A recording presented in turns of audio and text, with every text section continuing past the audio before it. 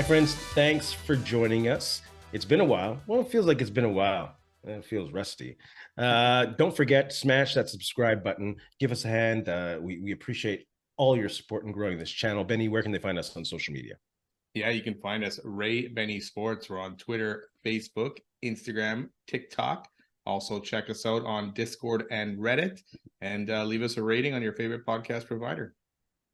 We got CFL talk, some Bomber talk, Winnipeg Jets talk, a little bit of NHL talk, and a sprinkle of NFL. But let's start with the Bombers and CFL.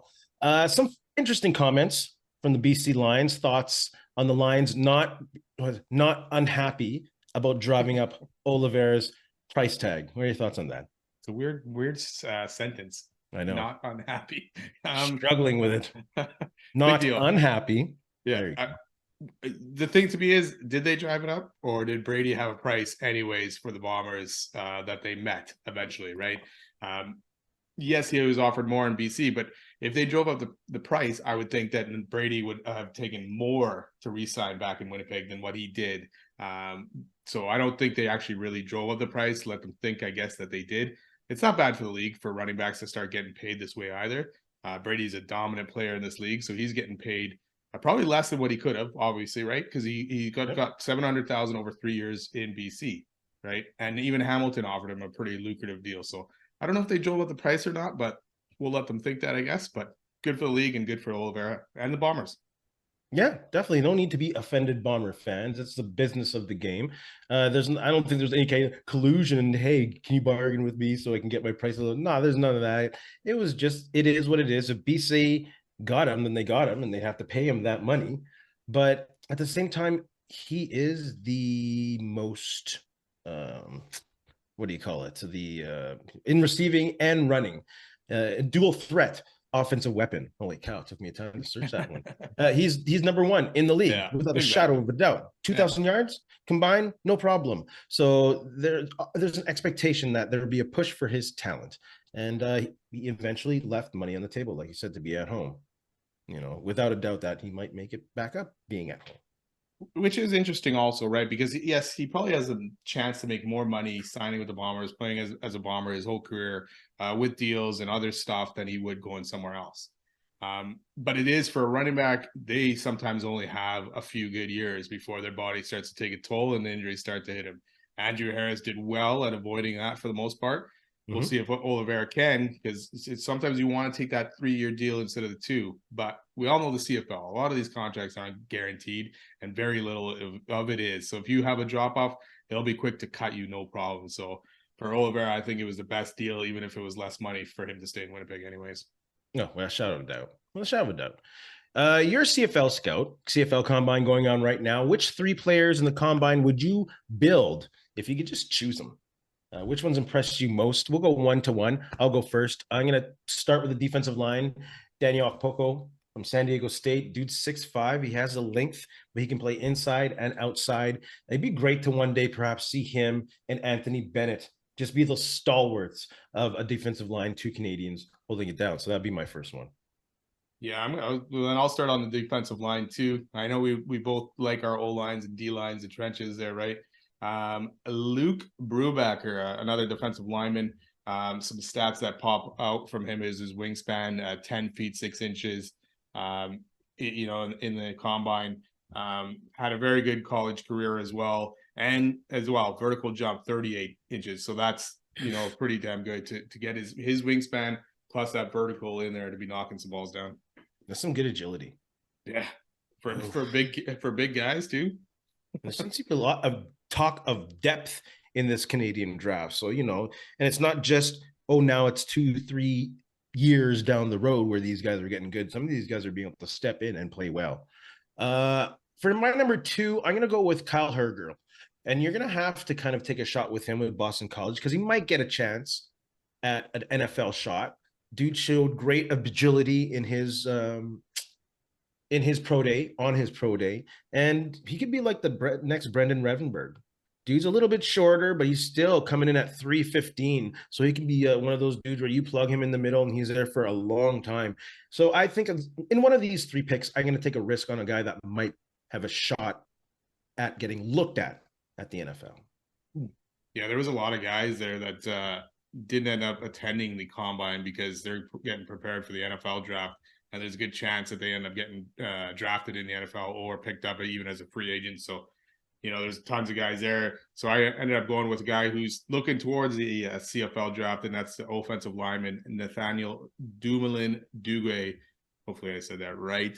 Another big guy on the O-line. It was very impressive this weekend as well, showing what he can do. So, what Bombers are looking for a guy, and I do believe this draft is as well very strong for offensive linemen, right?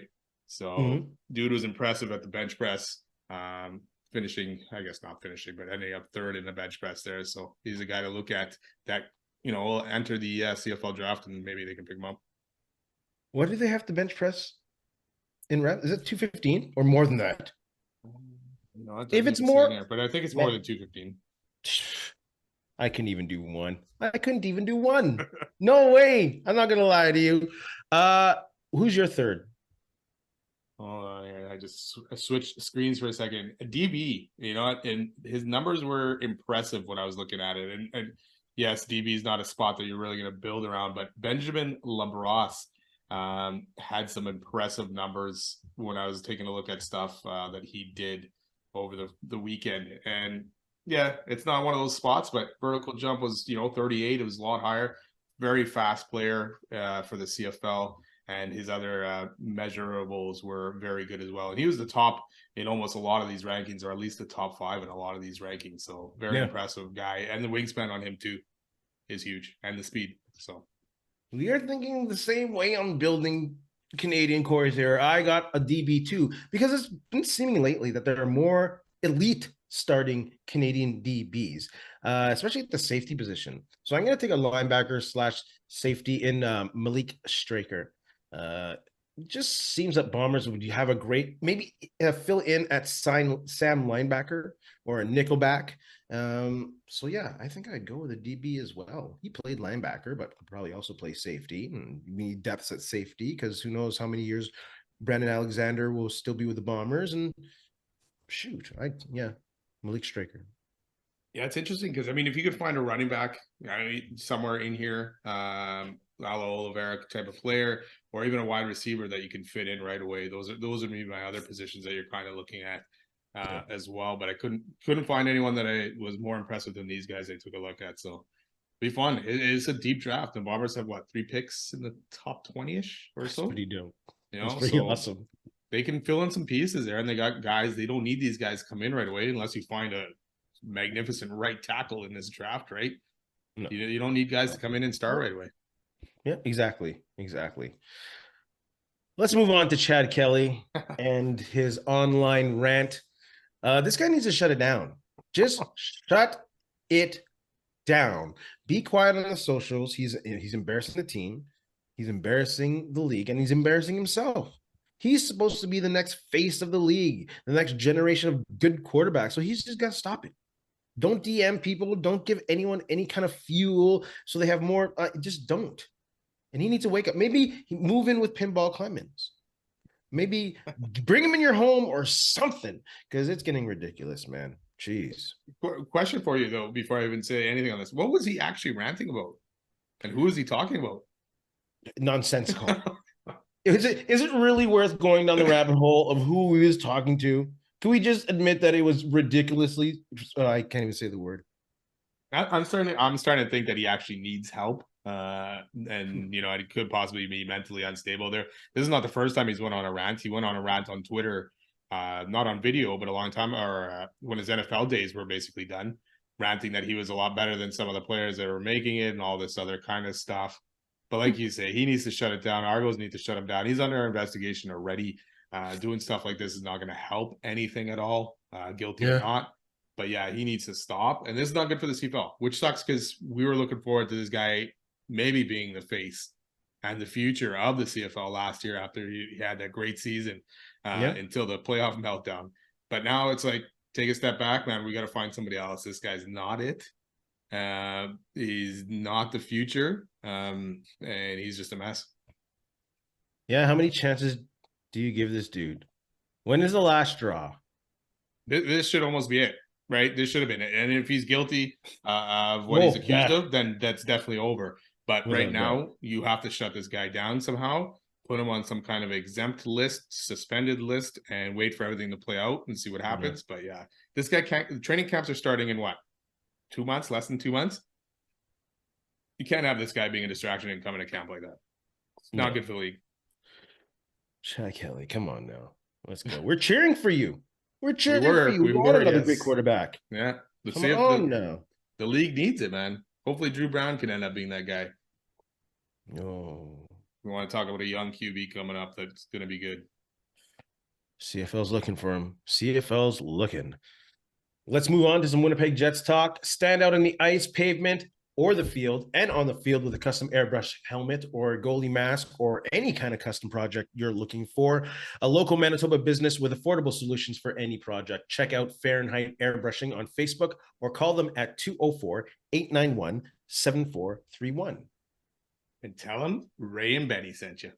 I was talking to some people at a meeting today over sushi, and I was able to give them the number for Fahrenheit Airbrushing. Oh, nice. They're looking for something? They're looking for something. No, that'd be good. Yeah, get on it. Bit of a quieter time right now. The hockey helmets are kind of wrapping up, so yeah, got some free time to do whatever you want. Little man cave project. Who knows? Yeah. Winnipeg Jets now. Let's talk about the slump. Review the slump. Thoughts, concerns? Go ahead.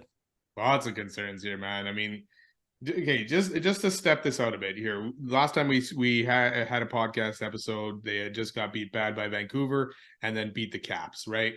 Now they went after that. They beat up Anaheim. They beat up Columbus. Easy games. Big win against the Rangers. And now it's partly Hellebuyck playing very well, and the Jets maybe getting away with one because the Rangers outplayed them for parts of that game. Yeah. After that, though, I don't know what happened, but it's been a disaster since. Losing to the Devils, they stunk against the Islanders.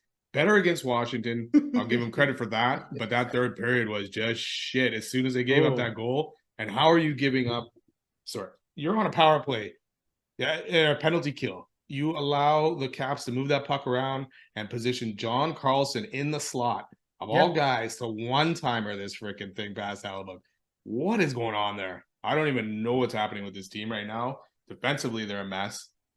They're just all over the place and getting outshot. What was it against the Islanders? The Devils in the second period, 23-9.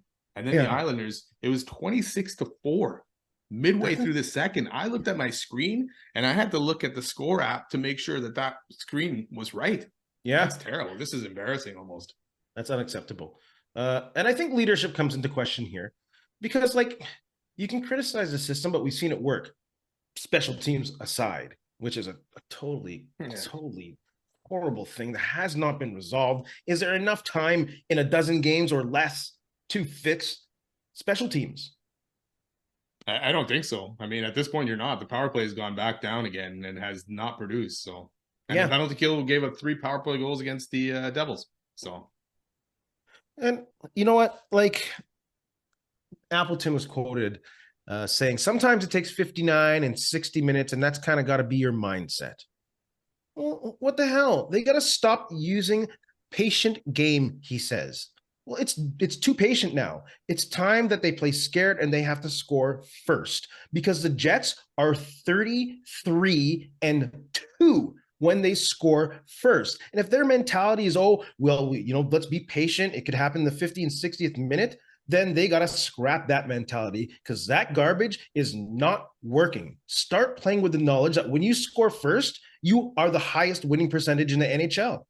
That's got to be the urgency at this point. And leadership on that team, whether it be the captains or the coaches or the GMs, got to come down on that. Don't worry about your corporate sponsorship right now. That's not what's driving this team. Focus on what's going on here. They got to make some major line changes. Speaking of Appleton, I know he scored recently, but come on. Appleton? What? Oh my goodness. The effectiveness there. And this feeling of malaise and it just seems to be that's their MO right now. 59, 60 minutes, chess game. We'll see what happens. Let's glide through. We have the best goalie, whatever. Scrap that because that garbage is not working. So if that's the case, and he's saying about being patient, when the Jets, whenever they switch their lines, and they did it last game, they quickly switched them back. They took Kyle Connor off with Scheifele and had Scheifele, Ehlers, and Toffoli, I think, right, to start. And then by the second or whatever it was, because they couldn't score a goal, they threw Connor back on there. And it's like, give it a chance, man. Like, see what other lines can do. Stop putting, you know what? Honestly, if you're going to play Perfetti, fourth line is not the greatest spot for the guy. Let him see what he can go back in that top six. Iafallo, as much as I like the guy and what he's done this year, he's not a top six guy. And it doesn't work out all the time for him. So, yes, if you want to switch these guys around every once in a while because one's not playing well, go for it. But when you're constantly putting Perfetti on line 4 in the lineup, it's not good. And like you say, and it's funny because there's a quote from Elliot Friedman when he says this team is, and this could be right of almost any team, but when it sticks to its structure, the team is very good. But when it breaks down and they start chasing guys around, it is terrible. And they've done a lot of it with guys, even on Ovechkin's the third goal of the game, Ovechkin's second. Sandberg left that side to go get somebody else and left that side wide open, which allowed Ovechkin to get the puck and deke out Hellebuyck. It's like, what are you doing there? And Sandberg's been a pretty solid player. But the structure is broken right now, and the Jets got to get it back somehow, some way. And they got to do it quick. And they're chasing, like you said, they're chasing the game when they're not in that structure. They've not scored first in the 3 that they've just lost now. Yeah.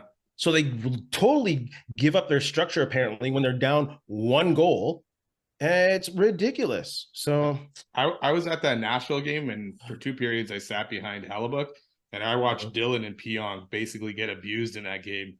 And it almost Nashville, their first goal was almost like a long ball in soccer. They just dumped it up along the boards. Dylan missed it. Guys got behind them and they scored. And it's just like, what is happening, right? Yeah. And then you're watching Pionk lately, and the guy just has no sense. He was -4, and I know a lot of people hate plus minus, but -4 for me for a defenseman in a game is pretty telling. Because it's not like he just stepped on the ice one time and they scored. No, he was on the ice the whole time and either got caught out there and just couldn't get it out, but he needs to be sat. If you're going to sit Ehlers, you're going to sit Perfetti, it's time for Pionk to sit. He's been directly, never mind plus minus, and I still believe in that stat. He's been directly responsible with his positioning and lack of defensive awareness, maybe. Yeah. That he has been the direct responsibility for multiple goals, maybe 3 or 4, hence the -4. I don't know. You brought in Miller, Schmidt, put him in already. Playing with Sandberg, they were like, just make the bloody moves to change this defense because it's not working. And same with the forwards. Was Appleton on line 1 last game? He started there. Maybe that's who it was. Appleton started there, not Toffoli on the top line already. Toffoli was there afterwards. Yes, that's right. Let him play the whole time. Put Niederreiter on the second line. Put Nemestikov on the 4th line already. Is Kapari hurt? I don't think so, no. He's just not getting any playing time. Put that Swiss Army knife in that can play different up and down the line. Like, come on. Like, just try to watch this disaster. Really? You can do that from behind the bench and not do nothing about it? Give me a break. Yeah, why did you trade for Colin Miller if you're not even going to throw him in the lineup here and there when guys are struggling? Like, Pionk's been struggling for this past week. Yeah. But you continue to give him more chances. Give him a break. Sit him down. Throw Colin Miller in there, see what he can do, and if he can solidify even that second pairing at all. Because Dylan and Pionk, oh, man, have they been a disaster. It's been I've used that word too much already. I know, but it's true. What else is it? So we've answered a lot of questions. I'm going down here. Can we count on Vilardi? Just going off. Can we count on Vilardi being back before the playoffs? Speaking of Vilardi, like, was he the guy that held this all together? Like, when Kyle Connor was out, they kept winning. It's like they didn't miss Connor. Yes, they didn't score a lot in some of those games, but they were winning. Scheifele went out, they started to lose. Connor came back. Now Vilardi's been out for this long, and they have been so inconsistent. Like, is Vilardi the guy that's been holding this all together? That's why I put someone with a little size like Nino in there up there. Put him, let him give him a little more minutes. And it is concerning now. What is wrong with him at this point? Is he going to be back? Is he going to even be reliable or counted on or trusted that he can play a whole playoff series? I love this trade for Dubois, but I'm starting to think that, hey, LA didn't. Yeah, besides LA giving Dubois that contract, right now it's like almost an even kind of trade in the sense that the Jets aren't getting anything out of these guys. The only albatross is that contract right now for Dubois. They're not playing Kupari, that's for sure. No, and IFL is they're asking too much of IFL. IFL was not the guy to come in and play in your top six or your top line No, and score goals. So and neither should Appleton.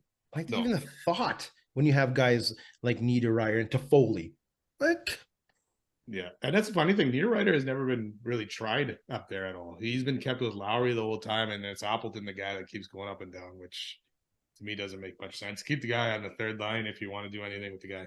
absolutely. He's had chances. That guy has chances after chances, and he just can't score. Like it's just not there. The touch is not there.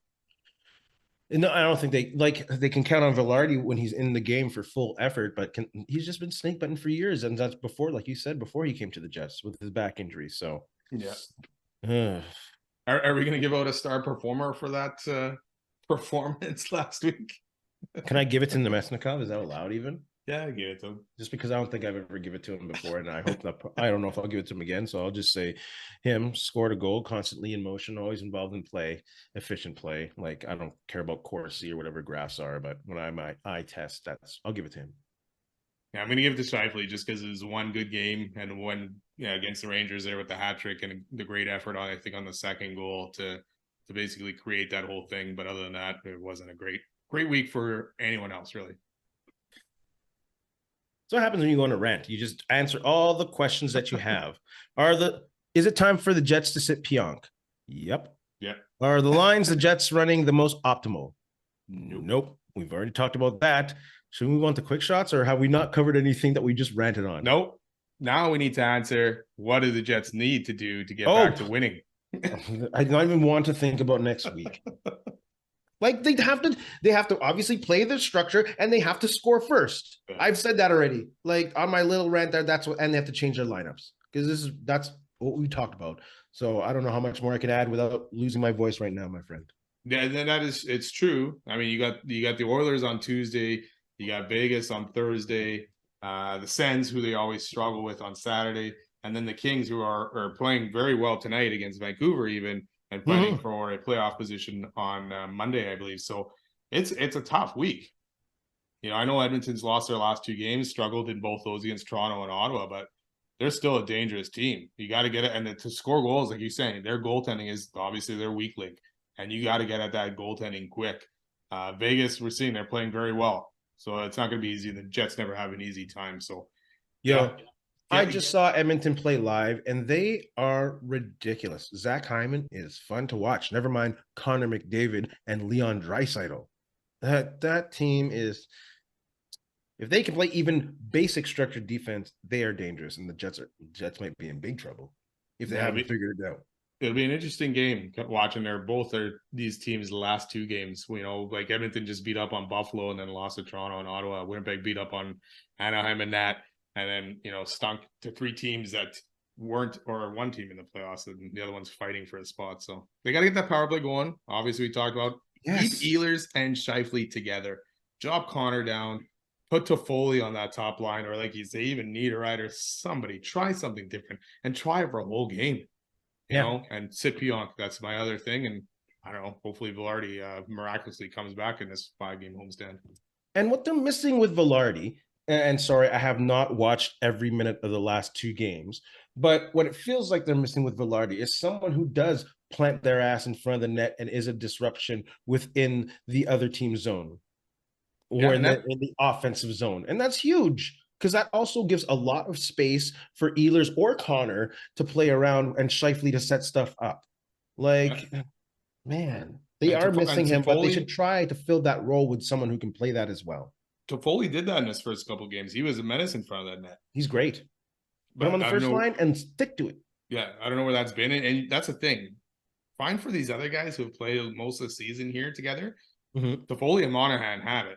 So now to continually switch their lines around, these guys are never going to become comfortable or get that chemistry like Stastny did with Laine and Ehlers, back in 2017 there, or 2017-18, right? These guys will not get it before the playoffs. So there's 10 games left, 11 games left.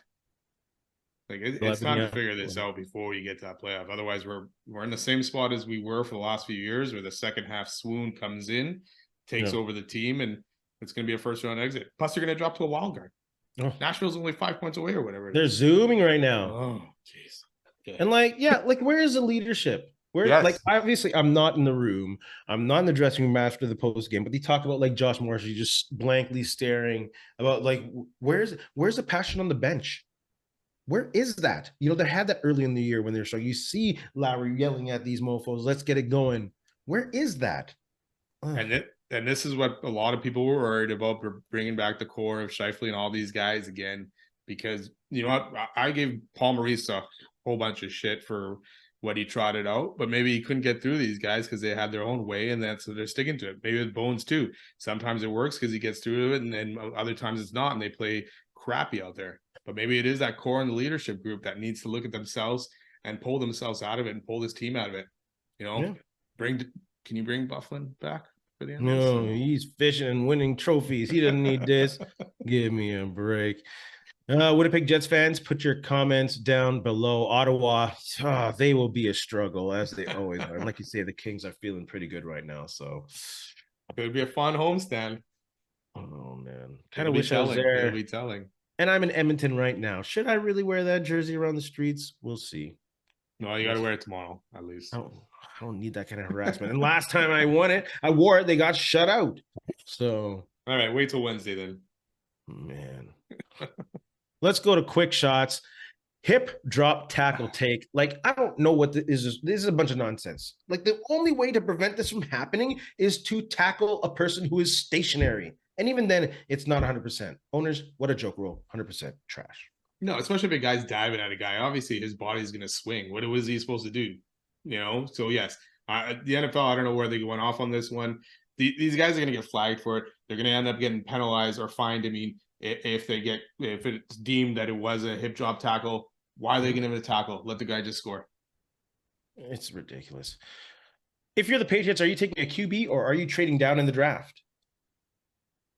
You know what? I think I'm going to trade down. I don't know a lot about these QBs. I know some of them. There's a lot of hype, but there was a lot of hype, you know, in the Trey Lance draft, and that turned out to be a disaster too. So if I'm them, I trade down and get a haul for this. If you can get something like the Dolphins did from the Niners, great deal, and then you can find your QB later on. Yeah, they're in full rebuild. They don't have a roster that's close enough to even being competitive. You will ruin a first-year quarterback unless you sit him on the bench, and you might as well just start getting draft picks because you are in that full rebuild. Which NFL coach is starting the season on the hottest seat? I'm going to go Sean Payton. He got rid of Russell Wilson. He still looks like an outdated coach in regards to his mentality and being super controlling of the room. And, you know, I'll even add in Mike Tomlin if he doesn't win a playoff game. So that's hot seat for me. Yeah, but that's a whole season Mike Tomlin will get. He's never – I can't see – unless he's 0-16, I can't see that guy getting fired in season. He won't get fired, but that's got to be a hot seat. Yes. Even if he makes the playoffs again? He's got to win the playoff game. Mr. Rudy was really upset about no one in the playoff. And now you got Russell Wilson? Shoot. I have so many on my list. I don't know who to pick. I'm going to go with Robert Saleh. Just because it's time for the Jets to win now. And if Aaron Rodgers is healthy – you got to win, and you got to take this team to at least the playoffs and some wins in the playoffs, not just a one and done kind of thing. So Robert Saleh to me, but there's a few others we can list off here. Which CFL coach is going to start on the hottest seat? Chris Jones. I got to go with Chris Jones here. There's only two really for me in the CFL, but I'm going to go with Chris Jones just because he's had time to build this team the way he wants it. He's, you know, gotten rid of his OC, brought in another one. So it's time for him to show that he can take this Elks team to the next level. Yeah, Chris Jones, they brought in 3 last names. That means they need to win now. Yes. If they start on a home losing streak roll again, he might not get there past Labor Day. Who cares what the coaching cap is? If he hasn't have a win by Labor Day, there'll be problems. God, yeah, he's done for sure. There's no way he's lasting that long even. Willovich can break Gretzky's goal record next season? And no, I don't think so. Depending on what he finishes with this year, but he could still need almost 40 goals next year. He's going to break this record. There's no question. He's breaking it. I don't think he's going to do it next year. I don't think he's going to do it next year. And I don't think if he doesn't do it next year, I think he will try. And if he doesn't, I think he might just lay it down.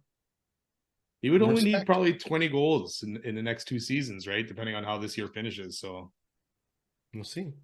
But yes, age. What is it? What's the saying? Is Father time's undefeated. There you go. Shoot. Yes. Benny, have anything to say to our friends? You know what? Thanks a lot for listening. Don't forget, subscribe and follow, and leave us a rating on your favorite podcast provider. Have a good week. And in the famous words of Ed Whalen, in the meantime and in between time, that's it. Another edition of Ray and Benny Talk Sports.